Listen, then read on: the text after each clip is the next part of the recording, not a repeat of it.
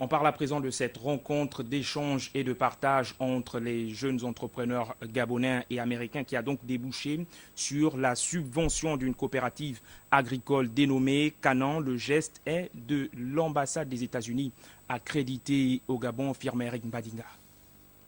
Dans cette salle et devant ses nombreux invités, ces jeunes actifs tentent de convaincre leurs congénères sur l'utilité de l'entrepreneuriat.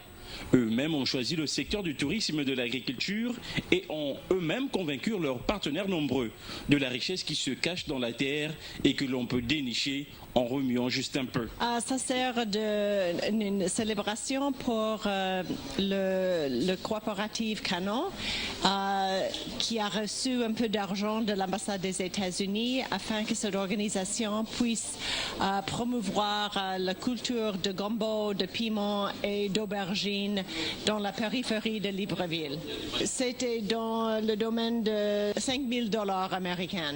Et pour continuer à motiver les jeunes, la coopérative Canaan est décidée à rentabiliser l'important appui de l'ambassade des États-Unis au Gabon. Alors la coopérative Canaan est une structure associative qui est spécialisée dans la promotion de l'agrotourisme au Gabon et qui a 3 secteurs d'intervention, à savoir l'agriculture, l'élevage et le tourisme, qui œuvrent dans le renforcement de l'attractivité du secteur agricole.